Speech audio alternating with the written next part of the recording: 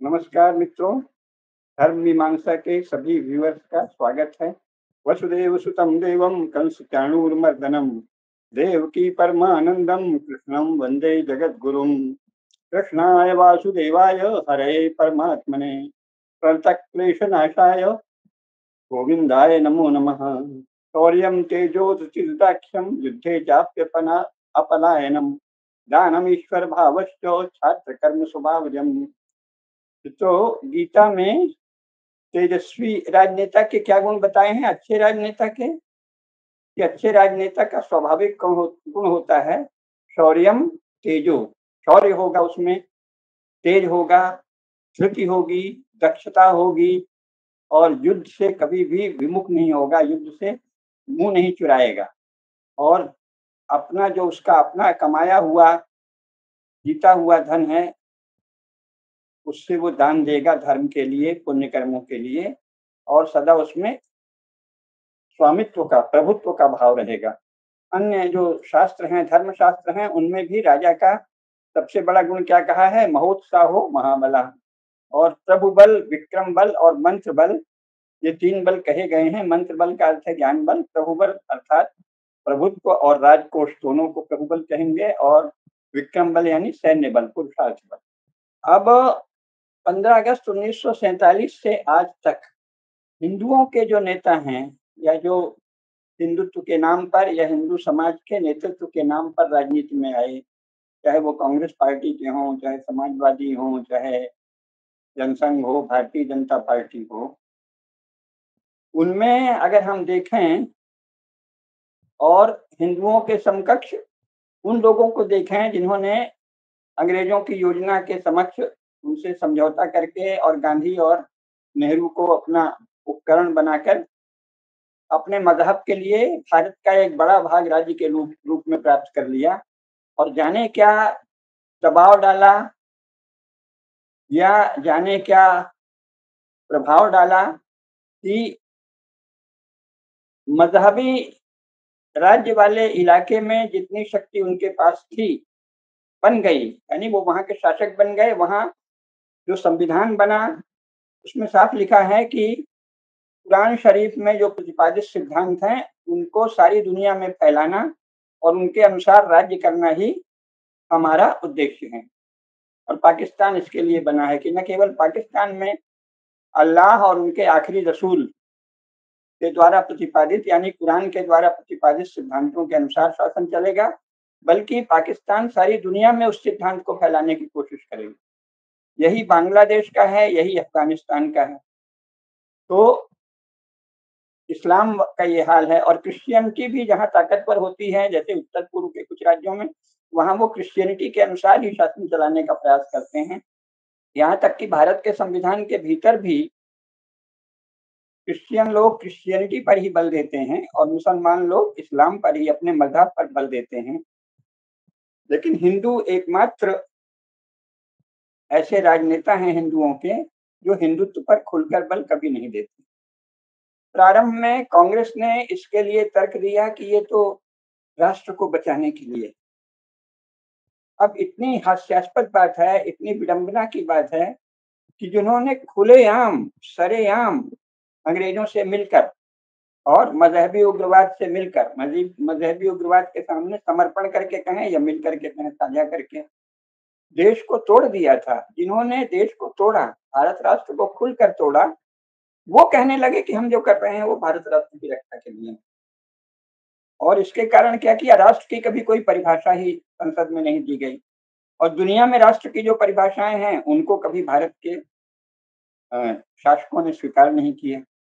जैसा हमने कई बार बताया है कि मुख्यतः तो आपने इंग्लैंड के संविधान की और फ्रांस और अन्य देशों से कुछ लेकर स्विट्जरलैंड, यूएसए वगैरह से लेके एक संविधान रचा। तो वहां कहीं भी जो नेशन स्टेट है वो तो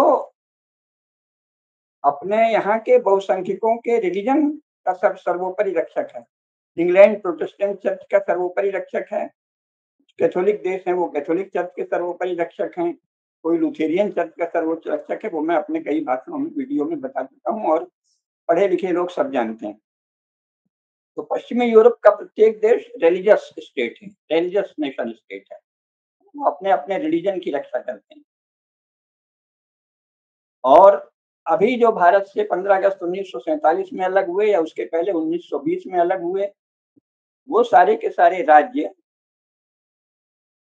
एक नए रिलीजन, एक नए मजहब इस्लाम को अपने राज्य का आदर्श और राज्य का सर्वश्रेष्ठ दक्षिणी मजहब बताते हैं।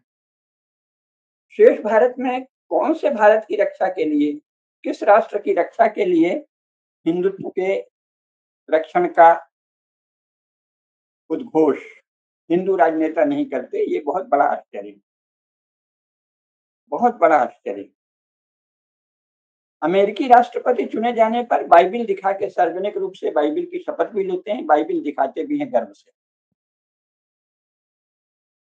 पाकिस्तान, बांग्लादेश, अफगानिस्तान और अन्य मुस्लिम देशों के लोग कुरान के अनुसार शासन चलाने की शपथ लेते हैं, उसको उद्घोष करते हैं।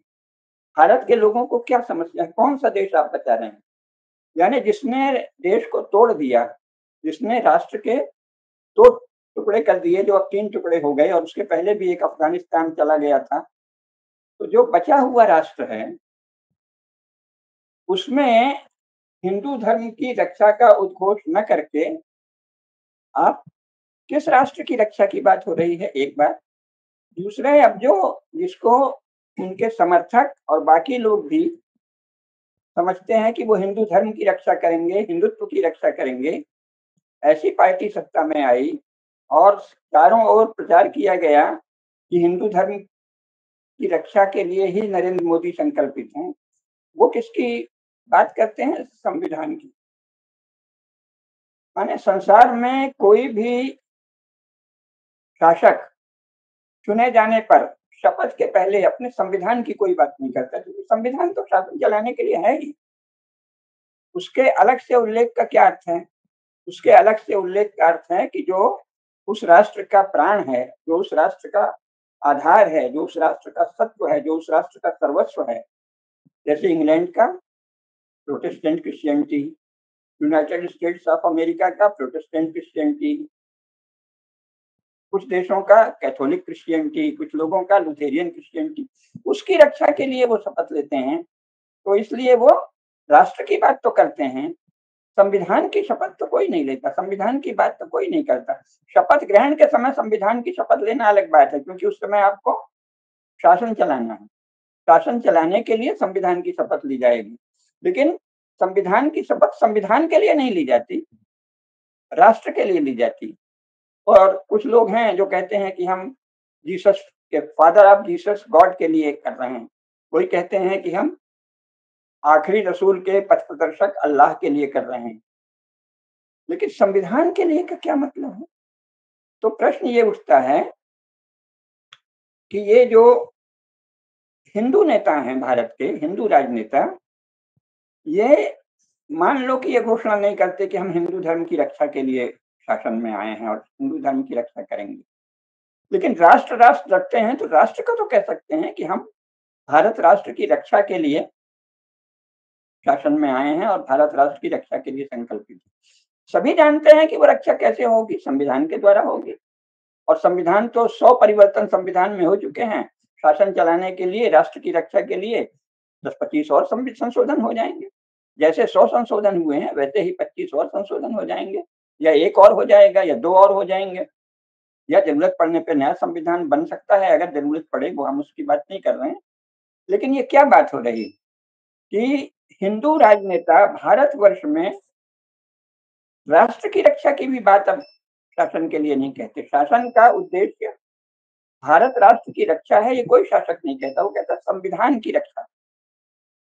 इसका क्या कारण है और ये किसके भय से कहा जाता है? तो स्पष्ट रूप से यह मुसलमानों और क्रिश्चियंस के भय से कहा जाता है। किस प्रकार के मुसलमान? जो मुसलमान इनके बारे में राष्ट्रीय स्वयंसेवक संघ के सरसंघचालक कहते हैं कि हमारा उनका डीएनए एक है, ऐसे मुसलमान जो स्वयं भी मानते हों, हालांकि अभी तक किसी बड़े मुसलमान मौलवी या नेता के मुंह से सुनने को नहीं मिला कि हमारा और हिंदुओं का डीएनए एक है आज तक, पर मान लो वो मानते हों, तो वो तो कोई बाधा करेंगे नहीं। अगर कहा जाए कि हम राष्ट्र की रक्षा करेंगे, तो ऐसा मुसलमान जो मानता है कि हिंदू का और हमारा डीएनए एक है, वो इसमें क्या विरोध करेगा? कहेगा हाँ ठीक है भाई, राष्ट्र में हम भी हैं, वो भी हैं। और क्रिश्चियन तो किस मुंह से करेगा? कर ही नहीं सकता। तो राष्ट्र की रक्षा का संकल्प आखिर भारत के नेता क्यों नहीं लेते? किसके भय से नहीं लेते? तो मजहबी उग्रवादी मुसलमानों के भय से और एक्सपेंशनिस्ट विस्तारवादी क्रिश्चियंस के, चर्च के भय। प्रश्न उठता है कि हिंदू राजनेता चर्च से और मजहबी उग्रवादी मुसलमानों से इतना क्यों डरते हैं? और जो भी डरते हैं उसका विश्लेषण हम लोग करते रहे हैं, आगे भी करेंगे।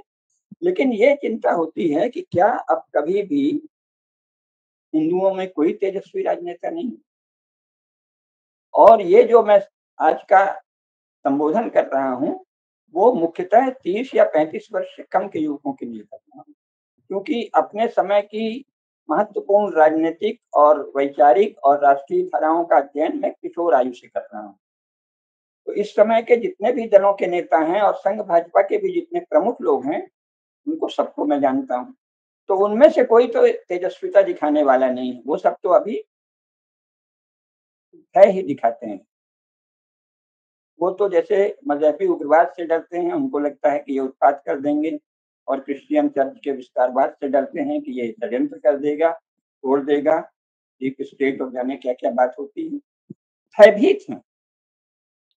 हिंदुओं के राजनेता भयभीत दिखते हैं, और अभी किसी भी पार्टी में कोई भी बड़ा प्रमुख नेता ऐसा तेजस्वी नहीं दिखता कि जो तेजस्विता पूर्वक ऐसी बातें कह सके जो सारी दुनिया में कही जाती हैं। जैसे सार्वभौम मानव मूल्यों की रक्षा, इसमें तो संसार में कोई विरोध नहीं करेगा भाई, हम यूनिवर्सल ह्यूमन वैल्यूज के लिए शासन करने जा रहे हैं। संविधान में भी ये निहित है, नागरिकों के मूल कर्तव्य, मौलिक कर्तव्यों के रूप में, अनुच्छेद 51 काम, उसकी भी कोई बात नहीं करता। इससे भी बड़ी बात यह है कि केवल शासकों की बात नहीं है, जो हिंदू संगठन हैं, वो भी तेजस्विता की कोई बात तो करते नहीं देखे जाते। यहाँ तक कि जो बाकी के हिंदू संगठन हैं स्थानीय, वो भी क्या बात करते हैं कि जैसे वो कहेंगे साहब हम तो अपने पर्व में कभी किसी पर आक्रमण नहीं करते, और आप लोग अपने पर्व में उत्पात क्यों करते हो? ये कोई प्रश्न पूछने की बात है? आप 1947 से पहले का भी अनुभव है, अंग्रेजों ने इसका ही लाभ उठाया था कि पर्व की आड़ में मुसलमानों का एक वर्ग उत्पात करता था, गाय काटने की जिद करता था, हिंदुओं की भावनाओं को आघात पहुंचाने की जिद करता था, हिंदू धर्म के विरुद्ध खुलेआम बोलता है कि हम तो इसको सारे देश में इस्लाम मजहब का प्रचार करेंगे। अब ये तो कायदे से राष्ट्रद्रोह है, और संविधान के अनुसार भी अपराध है। अगर कोई कहे कि हम केवल अपना मजहब पूरे देश में फैलाएंगे, ये तो अपराध है, क्योंकि ये अन्य नागरिकों के धर्म को नष्ट करने की सार्वजनिक घोषणा है, खुली घोषणा है।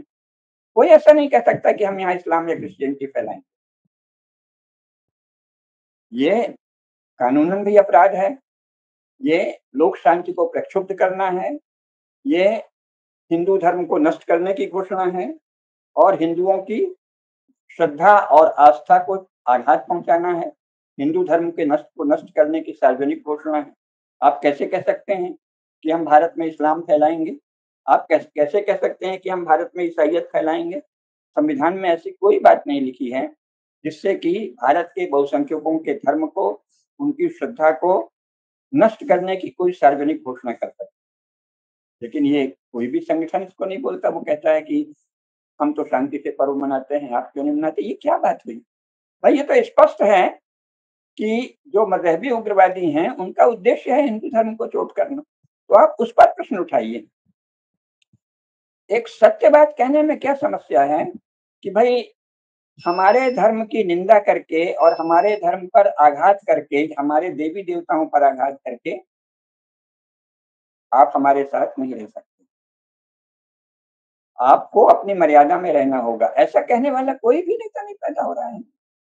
यानी सत्य को कहने वाला, मुस्लिम नेतृत्व से आंख मिलाकर सत्य को कहने वाला कोई नेता ही नहीं हो रहा। और बातें क्या करते हैं, जैसे कि कोई आप चोरी छिपे कुछ कर रहे हो। नहीं नहीं, आप हमारे पर्व त्योहार क्यों नहीं मनाने देते? भाई प्रश्न पर्व त्योहार को मनाने का नहीं, सीधा कहना चाहिए हमारे धर्म को नष्ट करने के लिए तुम काम क्यों करते हो? ये प्रश्न सार्वजनिक जीवन में उठाना चाहिए कि भारत में रहकर भारत के बहुसंख्यकों के धर्म को नष्ट करने का उद्घोष कोई कैसे कर सकता है? भारत की संस्कृति, धर्म, तीज, त्योहार, पर्व को संविधान या किसी भी नाम से कोई कैसे कह सकता है कि हम इसको नहीं करने देंगे? कोई भी ये मांग कैसे कर सकता है कि होली में रंग नहीं खेलो और दीपावली में दिए नहीं जलाओ या पटाखे नहीं फोड़ो? ये क्या हो रहा है? हिम्मत कैसे पड़ रही है? और इसको इसी रूप में तेजस्वी ढंग से कहने वाला कोई नेता नहीं। तो लड़के हैं कुछ बेचारे इधर उधर जिनमें उत्साह है, वीरता, लेकिन उनको दबा दिया जाता है। बड़े नेता किसी भी तेजस्वी लड़के को तो आज तक उभरते देखे नहीं, उभरते देख नहीं पाते और उभरते देखते हुए प्रसन्न होते हैं, इसका कोई लक्षण नहीं दिखता। ये क्या हो रहा है कि कैसे भारत के राजनीतिक दल हैं जो किसी भी तेजस्वी युवक को उभरते नहीं देखना चाहते? अगर वो ये कह दे कि हमारी श्रद्धा और हमारी आस्था को चोट पहुंचाने का किसी को अधिकार नहीं, हमारे त्योहारों की निंदा करने का किसी को अधिकार नहीं, हमारे देवी देवताओं की निंदा करने का किसी को अधिकार नहीं है, तो कोई भी दल ऐसे को आगे बढ़ने नहीं देगा। तो इसका अर्थ है कि वर्तमान राजनीतिक दलों के प्रथम और द्वितीय स्तर के किसी भी राजनेता में तेजस्विता का दूर दूर तक कोई लक्षण नहीं। जिन श्री नरेंद्र मोदी को हिंदुओं ने बहुत सोच समझकर हृदय से आशीर्वाद दिया, समर्थन दिया, वोट दिया, भरपूर समर्थन दिया, उनमें भी ऐसी तेजस्विता देखने को नहीं मिलती कि वो कहें कि हम राष्ट्र की रक्षा करेंगे। वो कहते हैं हम संविधान की रक्षा करेंगे। संविधान जो एक पॉलिटिकल डॉक्यूमेंट है, राजनीतिक दस्तावेज है और शासन चलाने के लिए संविधान रहेगा ही। आधुनिक युग में, आधुनिक किस्म की राज्य व्यवस्था में संसार का ऐसा कौन सा देश है जहां संविधान नहीं है? पाकिस्तान में संविधान है, अफगानिस्तान में संविधान है, बांग्लादेश में संविधान है, इंग्लैंड में संविधान है, फ्रांस में संविधान है, दक्षिण अफ्रीका में संविधान है, बर्मा म्यांमार में संविधान है। कहाँ संविधान नहीं? संविधान की रक्षा करना तो ऐसे ही जैसे कहे कि हम शासन की रक्षा करेंगे, बल्कि शासन की रक्षा करना भी थोड़ा बड़ी बात है। संविधान तो एक राजनीतिक दस्तावेज है, वो है ही शासन चलाने के लिए। तो इसका मतलब कि आप केवल शासन चलाएंगे, कोई आपका और कोई बड़ा उद्देश्य नहीं है, और शासन चलाने के लिए भी आप निर्गुण बात करेंगे। संविधान की रक्षा निर्गुण बात, एक ऐसी बात है जिसका कोई अर्थ नहीं है, क्योंकि संविधान तो है ही शासन चलाने के लिए। कौन संविधान को नकार रहा है? क्या भारत में ऐसा एक भी दल है जो कहे कि हम संविधान से नहीं चलेंगे, बिना संविधान के हमारे नेता की इच्छा ही शासन है? ऐसा तो कोई नहीं कहता। कांग्रेस भी, जो वस्तुतः एक राजीव गांधी की मृत्यु के बाद एक अराजक समूह बन चुकी है, वो भी ये तो नहीं कहती कि हम राहुल भैया जो कहेंगे उससे वैसे ही शासन चलाएंगे। वो भी कहते हैं संविधान से चलेगा। संविधान एक निर्गुण सी चीज है, निराकार सी। इस रूप में संविधान को चलाने कहना एक निरर्थक सी बात है, क्योंकि शासन तो संविधान से चलेगा ही। तो ये पृष्ठोक्ति है, एक निरर्थक उक्ति है कि हम संविधान से शासन चलाएंगे। शासन संविधान के सिवाय और किस चीज से चलेगा? ये तो ऐसे है जैसे कोई कहे कि हम सुबह उठकर काम करेंगे। मतलब ऐसी निरर्थक बात कभी कही जाती है क्या कहीं? संविधान से की रक्षा करेंगे, संविधान से शासन चलाएंगे, तो और किससे चलाओगे? अगर आप संविधान से शासन नहीं चलाएंगे तो और किससे चलाएंगे? मतलब एक इतनी निरर्थक बात भारत जैसे विशाल राष्ट्र का कोई प्रधान व्यक्ति कह सकता है क्या? तो इसका मतलब है कि कुछ भयभीत हैं, सत्य बोलने से डर है, अथवा कोई बड़ी बात बोलने से डर है। तो भारत की समस्या क्या है? भारत की मुख्य समस्या वही है जो 15 अगस्त 1947 को थी कि मुस्लिम मजहब को, यानी मोहम्मद पंथ को, ऐसे मुस्लिम तो कुरान में शब्द है नहीं इस रूप में कि मोहम्मद के अनुयायी मुस्लिम कहे जाएंगे, ये कुरान में कहीं नहीं लिखा है। तो मोहम्मद के अनुयायियों द्वारा भारत में उत्पात मचाना और अपने लिए अलग राज्य मांगना, ये 1947 में समस्या थी। उन्होंने कह दिया हम एक अलग कौम है और उस कौम का आधार मजहब है, जबकि वो यहीं के लोगों के बच्चे थे, यहीं के लोगों की संतानें थे, हिंदुओं की संतानें हैं सारे मुसलमान भारत में जो हैं। लेकिन उन्होंने कहा कि हम एक अलग कौम है, कौम का आधार क्या है? मज़हब है। अच्छा मज़हब है, तो फिर दूसरे मज़हब या दूसरे धर्म के साथ आप किस प्रकार रहेंगे, इस पर किसी ने बात नहीं की। कह दिया हाँ, हाँ, मज़हब है, तुम अपने मज़हब के अनुसार रहो। ये तो तेजस्विता का अभाव है भाई, ये सार्वजनिक बात होनी चाहिए कि आपका जो भी मज़हब है, वो आप जानें, आपकी आस्था जानें, हमको उससे कोई मतलब नहीं। हमारे साथ आप कैसे रहेंगे? क्या आप हमारी आस्था को चोट पहुँचाएँगे? क्या आप हमारे शास्त्रों को, हमारे पूजनीय ग्रंथों को चोट पहुँचाएँगे? ऐसा कहीं संसार में होता है क्या? और अगर आप पहुँचाएँगे तो फिर हम भी आपके शास्त्रों को, आपकी पुस्तक को, आपकी किताब को, आपके श्रद्धा केंद्रों को, आपकी आस्था केंद्रों को क्यों नहीं चोट पहुँचाएँ? बात तो की जा सकती है। इसमें यह तो बिल्कुल कोई अनावश्यक तीखे शब्द बोलने लगेगा। उससे क्या होता है बदमज़गी पैदा होती है, संवाद बंद हो जाता है। संवाद तेजस्विता से सत्यनिष्ठ संवाद करने वाला नेता क्यों नहीं हो रहा है भारत में? गांधी जी ने ईसाइयों से सत्यनिष्ठ संवाद किया था, मुसलमानों से उन्होंने भी नहीं किया और अब तो कोई क्रिश्चियन से भी तो सत्यनिष्ठ संवाद करने वाला नहीं है। तो हिंदुओं में तेजस्वी नेतृत्व क्या कभी नहीं होगा? क्या भारत माता रत्नगर्भा मानी जाती रही है, तो भारत माता तो अभी भी रत्नगर्भा ही है, एक से एक संतानें अवश्य होंगी। लेकिन ऐसा लगता है कि 30 वर्ष से कम आयु के जो बच्चे हैं या 35 वर्ष से कम आयु के अगर कोई बच्चे हों, वो अगर इन बातों पर चिंतन मनन करेंगे क्योंकि इसका ये तो सार्वजनिक जीवन में ये बातें ही बन वो अगर चिंतन करें कि ये समस्या क्या है, उस पीड़ा को भी समझें, उस स्थिति को भी समझें और उस अपनी विरासत को, अपने उत्तराधिकार को, अपने गौरवशाली इतिहास को, अपनी विराटता को, अपने महत्व को भी समझें, तो वो सोचेंगे कि ये हो क्या रहा है। तो उनमें ये तेजस्विता भविष्य में आ सकती है क्योंकि उसके लिए उनको विद्या की साधना करनी पड़ेगी, संसार को समझना पड़ेगा, भारत को समझना पड़ेगा, कौन लोग हैं जो हिंदुओं में तेजस्वी नेतृत्व नहीं उभरने देते। वो कौन से विचार हैं, वो कौन-सी नेटवर्किंग है, वो कौन-सी योजना है, वो कौन-सी व्यवस्था है। हिंदुओं में कोई भी एक तेजस्वी नेता किसी क्षेत्र धर्म में नहीं हो रहा है। कोई नहीं कह रहा है कि हम भारतवर्ष में हिंदू धर्म का किसी भी प्रकार का अपमान नहीं होने देंगे। और जो हिंदू नहीं है अथवा जो हिंदू धर्म में श्रद्धा नहीं रखता सनातन धर्म में, उसको हमको गाली देने का अधिकार तभी है जब वो जिसको भी मानता हो। उनको गाली देने का हमें अधिकार तो अगर वो अम्बेडकर को मानता है और सनातन धर्म का विरोधी है, तो विरोधी रहा है लेकिन अगर वो गालियाँ देगा, ग ऐसी तीखी बातें कहेगा, अपमानजनक और आघातकारक बात कहेगा तो उसे तैयार रहना चाहिए कि दूसरे लोग भी अम्बेडकर पर या उनके विचार पर, उनके मत पर आघात करें।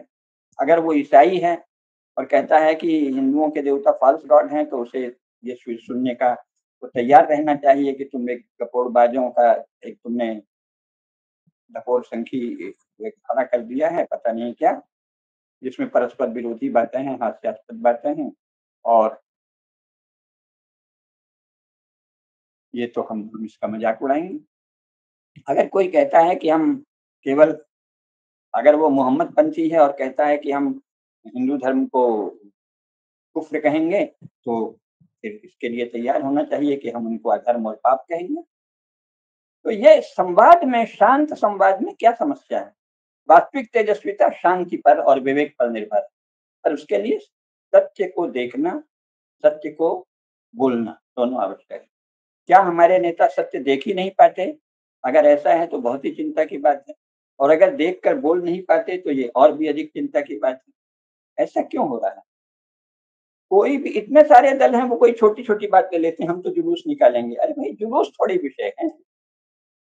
विषय जुलूस नहीं है, सीधा विषय है कि आप हमारी आस्था पर कहाँ तक चोट करेंगे? हमको बताइए और उसके बदले में आप चोट खाने को तैयार हो जाइए और उनसे ज़्यादा संवाद शासन से करिए कि भाई ये कौन-सा नियम तुमने बना रखा है? ये अल्पसंख्यक वगैरह कुछ भी कह के आप किसको बेवकूफ़ बना रहे हैं? जितनी अनेक देशों की कुल जनसंख्या नहीं है, उससे अधिक जिनकी जनसंख्या है करोड़ों में, वो अल्पसंख्यक कैसे हुए? तो ये तो हुआ कानून की भाषा में की गई बदमाशी का सवाल, वो भी कोई नहीं उठा रहा है। किसी ने उठाया ही नहीं कि भारत में मुसलमान अल्पसंख्यक किस परिभाषा के अनुसार हैं भाई? जो लोग करोड़ों की संख्या में हैं, अनेक देशों की कुल जनसंख्या से अधिक है, वो अल्पसंख्यक किस आधार पे हुए? क्या आप किसको मूर्ख बना रहे हैं? ये तो संसद में बहस हो सकती है। कि करोड़ों की जनसंख्या वाले लोगों को अल्पसंख्यक किस नियम के अनुसार कहा जाएगा? संसार में ऐसा कोई नियम नहीं। लेकिन इससे अधिक बात ये होनी चाहिए कि भाई अगर वो जो भी हैं अल्पसंख्यक हैं या कौन संख्यक हैं पता नहीं, हमारे अनुसार करोड़ संख्यक हैं, कोटि संख्यक हैं, तो उनको दूसरे जो कोटि जन हैं, दूसरे जो विशाल जनसंख्या है, उस पर चोट करने का किस आधार से अधिकार मिलता है? हिंदू धर्म के विरुद्ध बोलने का किसी भी मुसलमान या ईसाई या अपने को कुछ और कहने वाले को कहाँ से अधिकार मिलता है? उसकी बात करनी चाहिए खुल के। और इसका कोई तो स्पष्टीकरण है कुछ लोगों को, और मूल बात करनी चाहिए। एक दूसरी बात यह है कि वो उन्होंने होशियारी से, चतुराई से छलपूर्ण बातें हवा में उछाल दी हैं, और जो हिंदुओं के नेता बनते हैं वो उसी का जवाब देने लगते हैं। निर्गुण और सगुण, एक देव अनेक देव, अरे भाई ये तो कोई विवाद ही नहीं है। आप एकमात्र को मानते हैं, किसको मानते हैं, ये तो आपकी श्रद्धा के भीतर की बात हुई ना। कोई भी हिंदू जो इस पर उनसे बात करता है कि ईश्वर एक है कि नहीं है, तो मूर्ख है, उसको तो इस तेजस्विता की श्रेणी में नहीं लाएंगे। बहुत से लोग इसी में शास्त्रार्थ करते रहते हैं, सगुण है कि निर्गुण है, निराकार है कि साकार है। भाई ये तो आपस के भीतर की बात है। मुख्य बात, एक ईश्वर को लेकर तो संसार में कोई झगड़ा ही नहीं है, और हिंदुओं से तो कोई झगड़ा हो ही नहीं सकता। हम तो मानते हैं कि एक ही तत्व सर्वव्याप्त है।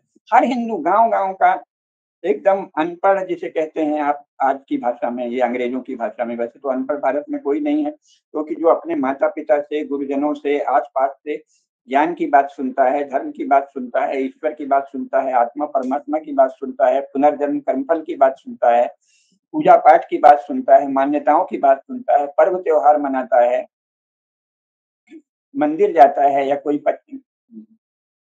कोई हवन यज्ञ करता है, या कोई भी पूजा उपासना पद्धति करता है, वो अज्ञान अनपढ़ कैसे है?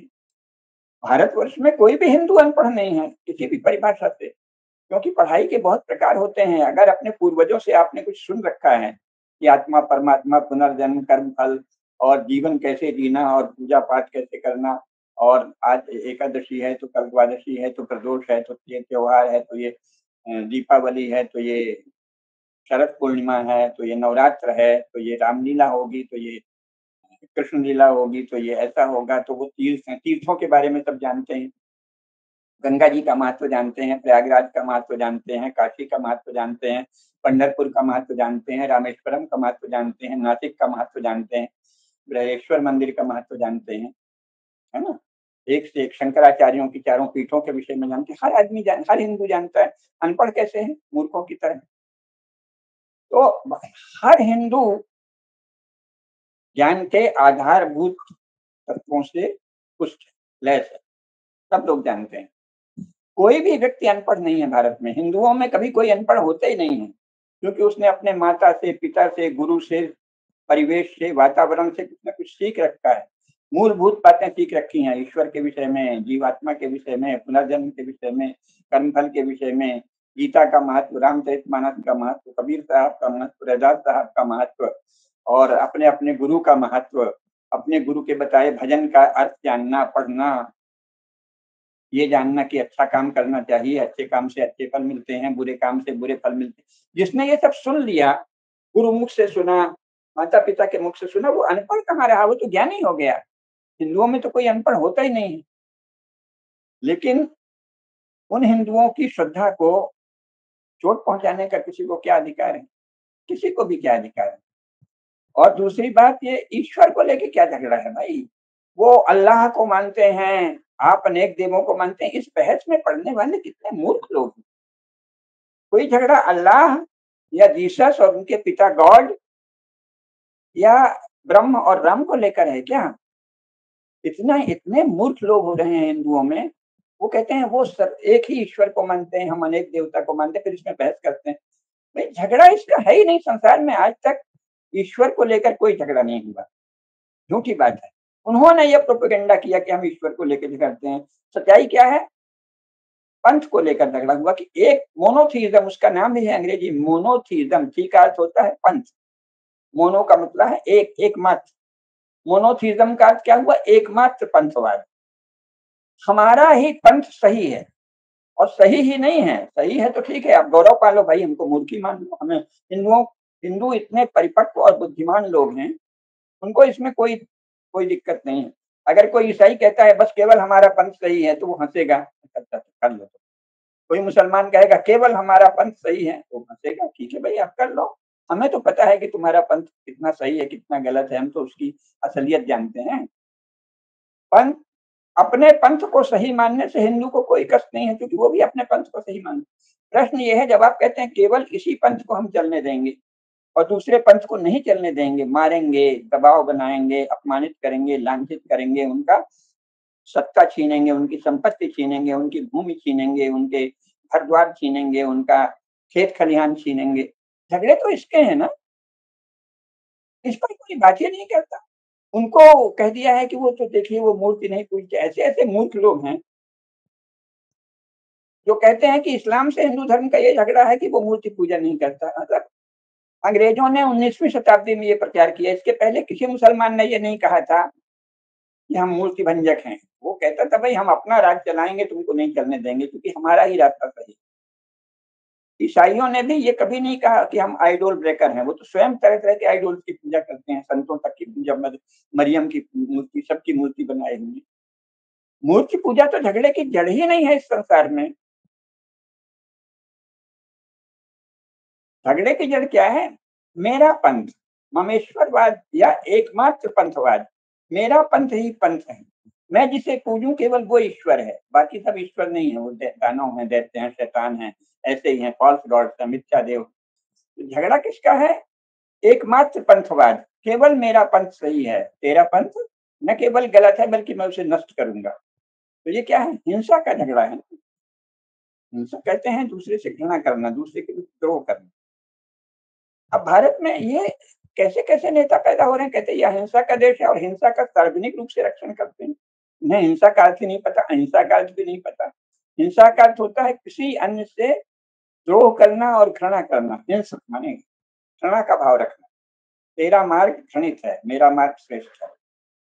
मुझे मेरा मार्ग अच्छा है, यहाँ तक कोई झगड़ा नहीं है। तेरा मार्ग घृणित है, तेरा मार्ग तो हम घृणा करते हैं। झगड़े की जो हिंसा है, हिंसा का अर्थ होता है दूसरे के मार्ग के प्रति घृणा करना, द्वेष करना, दुर्भाव रखना। मारकाट थोड़ी हिंसा है, मारकाट तो उसकी क्रिया है। दूसरे के प्रति घृणा करने की क्रिया का नाम मारकाट है। दूसरे से कुछ छीनने के संकल्प का नाम मारकाट है, संकल्प से उपजे काम का नाम। सारे शब्द इतना महान दर्शन, उसमें इतनी बारीकी से सब चिंतन होता रहा है, सब भूल गए। वो कहते हैं कि बस वो हिंसा का ये अर्थ होता है। मारकाट हिंसा नहीं है, दूसरे के प्रति द्रोह करना, घृणा करना, वो हिंसा है। उसको लेकर जब आप किसी को मारते हैं तो वो हिंसा है, जब आप अपने धर्म की रक्षा के लिए मारते हैं तो वीरता है। यही कहा। लेकिन हिंदुओं में वीरता का दमन किया जा रहा है, तेजस्विता का दमन किया जाता है, और निरर्थक शब्द जाल। वो तो एक ही अल्लाह को मानते हैं, हम तो अनेक देवी देवताओं को। अरे मूर्ख, तू आधारभूत बातें भी नहीं जानता। झगड़ा अल्लाह को लेकर नहीं है भाई, तुम अल्लाह को माने रहो, हमें क्या दिक्कत है, आखिर रसूल माने रहो। हम नहीं मानते। ये तो गांधी जी ने भी कहा कि हम तो नहीं मानते कि अल्लाह के आखिरी रसूल पैगंबर हैं। तो गांधी जी ने कहा है ना, और गांधी जी को सारे भारत के मुसलमान आजकल रोज रखते हैं। तो गांधी जी ने तो दसों बार कहा है, गांधी वांग्मय में लिखा है कि मैं नहीं मानता कि मोहम्मद पैगंबर जो है, पैगंबर मोहम्मद अल्लाह के आखिरी रसूल है। मैं ये मानता हूँ कि मानव जाति के एक शिक्षक हैं अच्छे महान।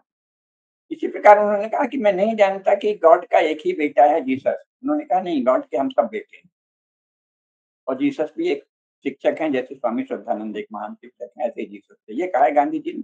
इसको तक कोई नहीं कहता, जो गांधीवादी है वो भी नहीं कहता, जो गांधी का भगत बनता है वो भी नहीं कहता। तो इसका मतलब कि ये तो सब लिखित है ना। गांधी तो अभी अभी हुए हैं, चलो अगर गांधी कोई मानते हो तो। तब ये क्यों नहीं कहते हिंदू नेता? इसका मतलब ये भयभीत हैं, डरते हैं। किससे डरते हैं? मजहबी उग्रवाद से डरते हैं। तो मजहबी उग्रवाद तो एक विचार हुआ, तो मजहबी उग्रवाद से कोई क्यों डरेगा? वो तो एक विचार हुआ।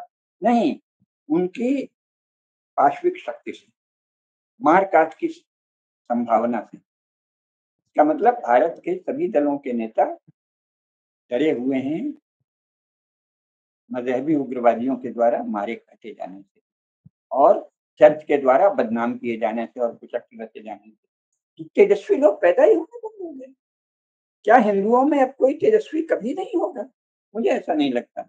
और जो लोग तेज बोलते हैं वो कुछ फालतू बात बोलने लगते हैं, कहते हैं नहीं नहीं हम तो मूर्ति पूजा करेंगे। अरे बाबा, मूर्ति पूजा से किसको क्या विरोध है? लोग तो आधार कार्ड भारत में सब लोगों ने बना रखा है, अपनी ही मूर्ति साथ में लिए हैं। मूर्ति का मतलब क्या होता है? चित्र, जो किसी चीज को रिप्रेजेंट करता है, प्रतिनिधित्व करता है ना? हम आप आधार कार्ड के फोटो में प्राण प्रतिष्ठा नहीं कर सकते, मूर्ति में मंत्रों के द्वारा शास्त्रीय विधि से प्राण प्रतिष्ठा होती है, तो और शक्तिशाली चीज हो गई। सभी लोग जानते हैं कि मूर्ति में प्राण प्रतिष्ठा के द्वारा वो शक्ति आती है, स्वयं में तो नहीं होती। स्वयं कोई चीज बना दी, जब मूर्तिकार के घर में मूर्ति रखती है तब तो वो पूज्य नहीं होती, उसमें वो शक्ति भी नहीं होती। प्राण विधिवत शास्त्रों के द्वारा प्रतिपादित विधि से मंत्रों के उच्चारण पूर्वक जब एक ब्राह्मण, जब एक कोई पुरोहित पहले अपने ऊपर आह्वान करता है दैवी शक्ति का, फिर उसको छूता है, ओम प्रतिष्ठा प्रतिष्ठा प्रतिष्ठा, तब उसकी प्राण प्रतिष्ठा होती है। हर हिंदू जानता है, जो थोड़ा भी पढ़ा लिखा है। रोज गांव गांव में, गली गली में पंडित लोग पूजा करते हैं, तो जिन्हें आप अनपढ़ कहते हैं वो सब लोग भी जानते हैं कि मूर्ति में प्राण प्रतिष्ठा की जाती है। कैसे की जाती है? शास्त्रों के द्वारा, मंत्रों के द्वारा। और जो पंडित जी, पुरोहित जी कोई भी होते हैं, वो अपने ऊपर पहले आवाहन करते हैं और फिर छूते हैं मूर्ति को, कहते हैं ओम प्रतिष्ठा प्रतिष्ठा प्रतिष्ठा, तो वो प्रतिष्ठित हुई। तो मूर्ति को लेके तो कोई झगड़ा है ही नहीं है, सब बहाने, झूठ है। अपनी हिंसा को छिपाने के लिए, अपनी मार-काट को छिपाने के लिए, अपनी बदनीति को छिपाने के लिए, दूसरों की संपत्ति हड़पना, दूसरों की जान लेना, दूसरों को अपमानित करना, दूसरों को लांछित करना, दूसरों को दबाना, दूसरों के सोचने के ढंग को दबाना, दूसरों की पूजा के ढंग को दबाना, दूसरों के रहन-सहन के ढंग को दबाना, दूसरों के जीवन के ढंग को दबाना, इसके लिए सारे झगड़े हैं।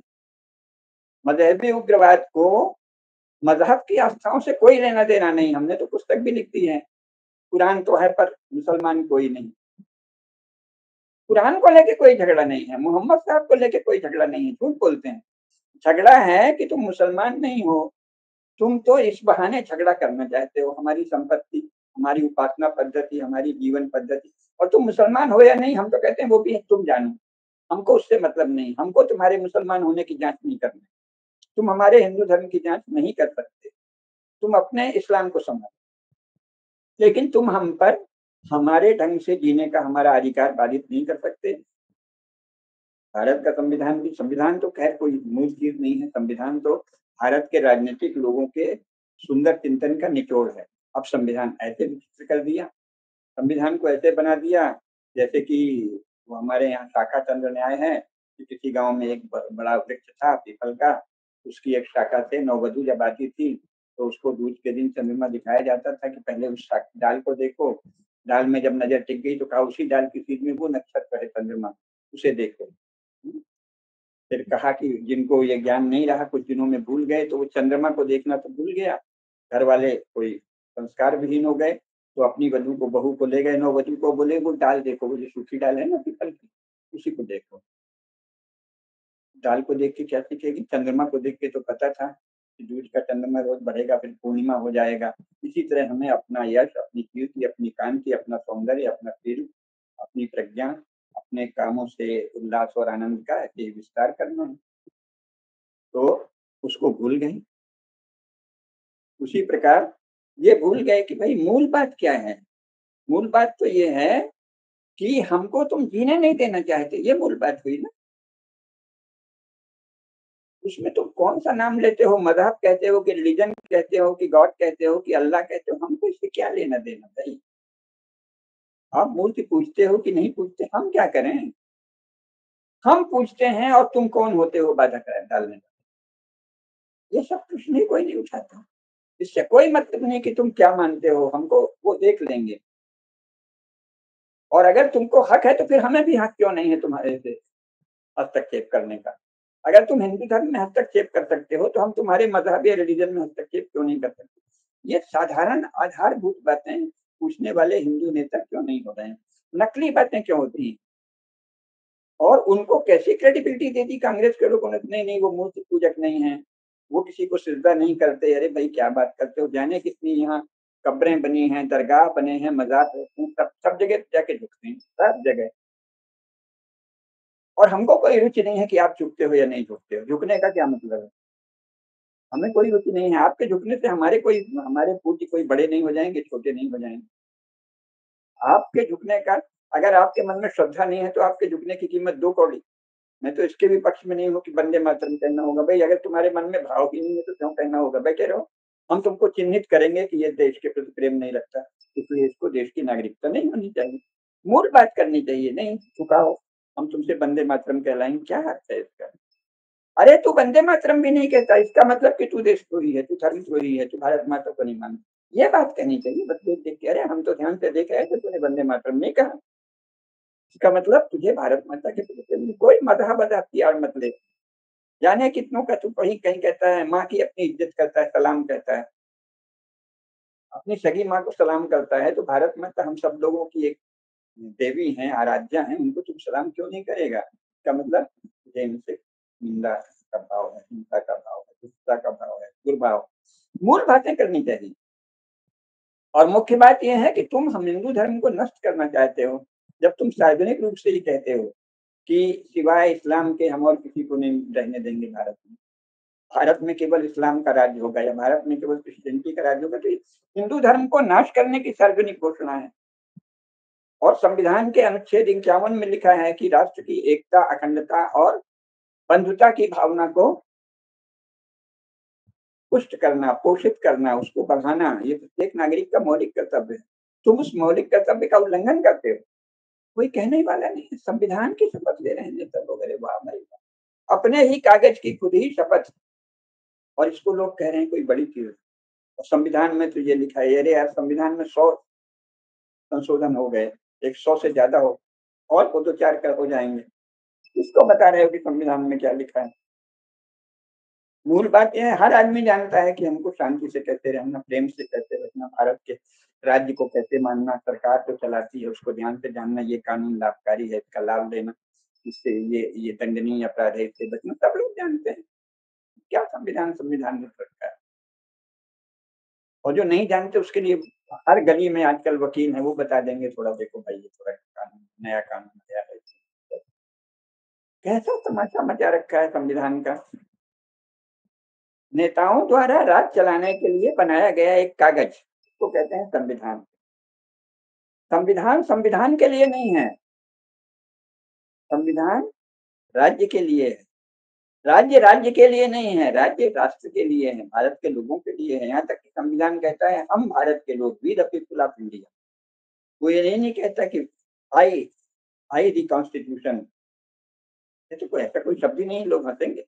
मैं संविधान हूँ और मैं घोषित करता हूँ कि भारत के लोगों को ये नागरिकता मिलेगी, ये तो कहीं नहीं लिखा है। उसमें लिखा है भारत के लोग ऐसा घोषित करते हैं। तो आप संविधान का क्या तो आप हौवा बनाए हैं और क्या तो डराते हैं, और ये क्या तो नेता हैं जो उन्होंने डरा दिया तो आप उनके जवाब में संविधान संविधान रटने लगे। तो मजहबी उग्रवाद और चर्च के विस्तारवाद से डरे हुए और साथ ही ज्ञान से भी डरे हुए, जो ज्ञान भारत का बच्चा बच्चा रखता है उसको भी न बोलकर अजीब सी अड़गड़ भाषा अंग्रेजी के शब्दों का हिंदी अनुवाद करना, भारतीय भाषाओं में अनुवाद करना, है ना?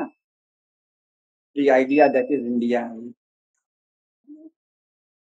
भाजपा के नेता भी बोलते हैं the idea that is India, ये कोई आइडिया है? और अगर आइडिया ही है तो फिर इसकी रक्षा इतना बड़ा आदर्श क्यों? क्योंकि आइडिया तो लोगों के दिमाग में बनते बिगड़ते रहते हैं। भारत अगर एक आइडिया है तो उसकी क्या रक्षा करना है? ऐसे आइडिया तो रोज पैदा होते हैं दिमाग में और बिगड़ जाते हैं। भारत एक सत्य है, राष्ट्र है, सनातन धर्म का उपासक एक साकार जीवन सत्ता है, उसकी बात करो भाई। और संविधान एक राजनीतिक दस्तावेज है, उसकी बात मत करो। संविधान के बिना संसार का कोई शासन नहीं होता, ये शासन में भी सदा संविधान रहेगा। अभी ये रहेगा, कल को कोई और आएगा, संविधान तो सदा रहेगा। ऐसा कोई शासन ही नहीं है वर्तमान में विश्व में जहाँ संविधान नहीं है। इंग्लैंड में नहीं है तो उन्होंने कह दिया लिखित संविधान, बाकी जगह तो सब जगह संविधान है। तो निरर्थक बातें, गौण बातें, छोटी बातें, अब हाशिए की बातें, मार्जिनल बातें कहने वाले नेता क्यों हो रहे हैं हिंदुओं में? सत्य बात तेजस्विता के साथ कहने वाले कि भाई आप मजहब या रिलीजन की आड़ में आप हमारे धर्म को, जो कि सनातन है और जो हमारे द्वारा मान्य है। मुख्य बात यह है कि बहस होनी हो तो राज्य के संरक्षण में प्रधानमंत्री के दरबार में हर धर्म से लोग जाएं और वहां बहस हो जाए, वो अलग बात। लेकिन आपने तो कहा है सभी नागरिकों के मत का, विचार का, अभिव्यक्ति का, रिलीजन का, सबका हम आदर करेंगे। तो हिंदू धर्म का आदर क्यों नहीं हो? अल्पसंख्यकों को संरक्षण है तो सनातन धर्म को संरक्षण क्यों नहीं? एक सीधी सी बात जो हो सकती है, उसकी बात करने वाले भी नेता नहीं हो रहे हैं। निरर्थक बातें करने वाले इतने ज्यादा नेता हो रहे हैं, तो चिंता तो होती है। हमारी तो उम्र हो गई, हो सकता है हमारे जीवन में कभी नहीं हो, लेकिन जो हमसे कम आयु के युवक हैं, युवतियां हैं, उनको इस विषय पर सोचना चाहिए कि आखिर हिंदुओं में जहाँ अनादिकाल से भगवान राम, भगवान श्री कृष्ण से ले लें तो अभी तक उनकी रोज ही बात करते हैं। सोशल मीडिया में भी रोज बात होती है, आए दिन। महारानी दुर्गावती तो महारानी अहिल्याबाई, झांसी की रानी, महाराणा प्रताप, छत्रपति शिवाजी महाराज, छत्रपति संभाजी महाराज, सबकी तो रोज बात हो रही है। बप्पा रावल, राणा सांगा, सबकी तो बात हो रही है। वो ऐसे वीर थे, वो ऐसे वीर थे, सबकी बात हो रही है। हर जाति में एक से एक वीर हुए हैं, उनकी भी बात हो रही है, सब लोग गौरव से कर रहे हैं। और इसके बाद वर्तमान में वीरता को जैसे कोई लज्जा की बात हिंदुओं ने मान लिया। और जिनको सचमुच लज्जा करनी चाहिए कि हम अच्छा खासा, जिन्होंने विभाजन के बाद भी हमें अधिकार दिया, उनके साथ हम आंखें तरेर रहे हैं, वो शर्माते नहीं, वो लजाते नहीं, और आप उनको लज्जित करना नहीं जानते। आश्चर्य की बात है कि हिंदुओं के नेता इन इस्लाम का बढ़ चढ़ कर दावा करने वाले और इसके बहाने हिंदुओं को दबाने की कोशिश करने वाले लोगों को लजाते भी नहीं, उनको शर्माते नहीं है, उनको लज्जित नहीं करते, उनको गिनाते नहीं कि अरे तुमको कुछ शर्म है, ये क्या कर रहे हैं तुमने? एक कह के कि हम एक अलग कौम है, एक अलग राज्य ले लिया, और इसके बाद भी यहाँ हमने तुमको नागरिक के नाते पूरे अधिकार दे रखे हैं। तुम उस नागरिक धर्म का भी पालन नहीं करते, तुम संविधान के अनुच्छेद 51 का भी पालन नहीं करते। तुम कौन हो? तुमको नागरिकता क्यों दी जाए, कब तक दी जाए? कोई कहने वाला नहीं। अनावश्यक तेजी दिखाने वाला, उनको अनाप शनाप बोलने वाला, कहीं इस्लाम पर बहस करेंगे, इस्लाम में ये है, कुरान में ये, भाई वो पंडितों के बीच की बात है, मुल्ला मौलवियों के बीच करने दो कि इस्लाम क्या है। आपको इस्लाम से क्या रुचि है? आपको ईसाइयत में क्या रुचि है? आप इस्लाम कबूल करने वाले हैं, ईसाइयत कबूल करने वाले हैं, क्या उस पर बहस करते हैं? उसमें ये लिखा है, उसमें वो लिखा, आप उसके जानकार हैं क्या? और नहीं तो उस हमारा डीएनए एक है, उन्होंने कभी कहा है क्या कि डीएनए एक है? निरर्थक बात हिंदुओं के नेता क्यों बोलते हैं? एक बहुत बड़ा संगठन बना, हिंदू धर्म की, हिंदू राष्ट्र की रक्षा का संकल्प किया और धर्म की रक्षा की बात की, और उसके बाद उसके इस समय के सबसे बड़े पदाधिकारी डीएनए डीएनए रखते हैं। अरे भाई, उन्होंने कहा है क्या? वो मान रहे हैं क्या कि डीएनए क्या? आप निरर्थक बात क्यों करते हो? आप ये कहो कि हम, आप मुख्यतः हिंदुओं के प्रतिनिधि हैं, हिंदू धर्म के पक्ष में बोलिए, हिंदू समाज के पक्ष में बोलिए, हिंदुओं की रक्षा के विषय में बोलिए कि भाई कितना सहे हिंदू, क्यों सहे हिंदू, कब तक सहे हिंदू? आप इसको इतना क्यों दबाते हैं? आप इसके प्रति आक्रामक क्यों हैं? और आपके आक्रमण का उत्तर देने का इसे अधिकार क्यों नहीं? अगर आपके यहाँ ये ठीक है तो हमारे यहाँ भी एक से एक शास्त्र है भाई। कहा है कि आत्ताई न मायांतम हन्यादेव विचारे। आप आत्ताई हैं, आत्ताई के सब लक्षण बताए हैं जो हमारे धर्म की, देवता की। जो अस्माकम वेष्टितम वयम विस्मः, वेदों का आदेश है। जो हमारे देवताओं के प्रति थोड़ा भी हिंस स्वभाव रखे, हमको उसका वध कर देना चाहिए। हमारे पास भी सभी शास्त्र वचन है, सभी सत्य हैं, तो उनको गिनाइए तो कि हमारे पास भी है। अगर तुमको किताब को मानना है तो हम भी शास्त्र को मानेंगे, और नहीं तो आओ मिलकर सुंदर स्वस्थ नागरिक जीवन के आधार जो कि संविधान में दिए हुए हैं, तो जो कि सारे नेता मुंह से तो वही बोलते हैं, लेकिन इतने, क्या कहें, इतने हिसाबी किताबी नेता हैं कि एन मौके पे जो हिंदुओं का सही पक्ष है उसको बोलते ही नहीं। जो हिंदुओं का सत्य पक्ष है उसे बोलने वाला कोई नेता भारतीय राजनीति में नहीं है, भारतीय धर्म में भी नहीं है। वो आपस में जो हिंदू समाज है उसी के दोष गिनाते रहेंगे, ये कमी है, वो कमी है। अरे अभी मुख्य समस्या ये है कि ये क्या बवाल आ गया भाई। पहले तो कहा गया कि इनको दे दो एक अलग राज्य और शांति से रहेंगे, फिर यहाँ वो अब फिर इस स्थिति में आ गए हैं कि हम यहाँ भी लेंगे, हमारा है हिंदुस्तान। कितना बड़ा बवाल सर में उपस्थित है और आप हिंदू समाज के दोष गिनाते फिरते हैं। अरे भैया, संसार में और कितने दोष हैं समाज के, ये पता है? इंग्लैंड के समाज में कितने दोष हैं पता है? अमेरिका में कितने दोष हैं पता है? फ्रांस में कितने दोष हैं? पाकिस्तान में कितने दोष हैं? बांग्लादेश में कितने दोष हैं? कुछ पता है? आप इस हिंदू समाज के दोष गिनाना बंद करो। जो अपने स्तर पर ठीक करना चाहते हो करो। हिंदू समाज के सर पर सबसे बड़ी विपदा है कि जिन्होंने अपने को अलग कौम कह के एक राज्य ले लिया था, वो बाकी बचे हिस्से में भी अपना राज्य तक का मांग रहे हैं कि हमारा राज्य हमारे अनुसार राज्य चले और हमारा इस राज्य में मुख्य हक हो, हमारा मुख्य अधिकार हो। कितनी बड़ी विपदा है। राजनीति की बात करो, क्योंकि राजनीति के स्तर पर ये विपदा आई है। उनसे आप धार्मिक प्रश्नों पर बहस मत करिए। जो भी हिंदू इस्लाम या ईसाइयों से, मुसलमानों या ईसाइयों से रिलीजियस और मजहबी बातों पर बहस करता है, उसको क्या कहें? वो मूर्ख है। ये पुस्तकों की और धर्म की और श्रद्धा की बात वहां की जाती है जहां दोनों एक ही विश्वास को मानने वाले। ये विरोधियों की छिछालेदर करना ये क्रिश्चियन मिशनरीज का काम था और इससे वो सफल नहीं हुए। क्रिश्चियन मिशनरीज यहाँ पीट के चटनी बना दिए जाते अगर ब्रिटिश राज्य का संरक्षण नहीं होता। तो सफल कैसे हुए हैं ब्रिटिश राज्य के संरक्षण। उसके बाद हिंदू उनको मसल के कुचल देते अगर कांग्रेसी संरक्षण नहीं देते। और उसके बाद मोदी सरकार संरक्षण नहीं दे, भाजपाई सरकार संरक्षण, राज्य से संरक्षण मिला हुआ है। आप कहाँ की बात कर रहे हैं? मजहब और रिलीजन और ये मजहब और रिलीजन में क्या अच्छा है क्या बुरा, ये उनके लोग आपस में तय करें। हिंदू सब जानते हैं कि क्या अच्छा है क्या बुरा, उनके उनके बारे में भी जरूरत से ज्यादा हिंदी जानता है। उस पर ज्यादा समय मत नष्ट करिए। मुख्य विपदा हिंदुओं पर यह आई है कि जिन्होंने एक कौम के नाम पर अपने को अलग कौम बताकर भारत का बहुत बड़ा भूभाग मजहबी राज्य के लिए ले लिया था, वो यहाँ भी मजहब का उसी प्रकार का शासन चाहते हैं जैसा पाकिस्तान में, जैसा बांग्लादेश में। और हिंदुओं को वैसे राज्य का अधिकार न पाकिस्तान में देना चाहते, न बांग्लादेश में देना चाहते, न अभी भारत में देना चाहते। इस विपदा को देखने वाले तो सब देखते जरूर होंगे, कोई अंधा नहीं। बोलने वाला कोई नेता नहीं। तो क्या अब हिंदुओं में कभी कोई तेजस्वी नेता होगा ही नहीं? वर्तमान नेताओं में कोई लक्षण नहीं है तेजस्विता के। धर्म क्षेत्र में भी कोई ऐसा तेजस्वी नेतृत्व तो अभी नहीं दिखता जो सत्य बोल सके। सब वही लीपा पोती वाले हैं। लेकिन भारत तो अभी बहुत दिन रहेगा। आखिर हमारे पास सेना है। कोई अचानक नष्ट करने की कोशिश करेगा तो भारत की सेना उसको ठीक कर देगी। तो बेकार आतंकित भी मत होइए कि यहाँ ये हो जाएगा मुसलमानों का राज्य। ये नहीं, मुसलमानों के राज्य का कोई खतरा नहीं। लेकिन मुसलमानों के नाम पर, इस्लाम के नाम पर मजहबी उग्रवाद की आग लेकर हिंदुओं को सताने वाले का पूरा खतरा है। लोग सताए जा रहे हैं, रोज अत्याचार किए जा रहे हैं, रोज अनीति की जा रही है, रोज मारकाट की जा रही, जीना मुश्किल किया जा रहा है। ये असली खतरा। इस पर बात कीजिए।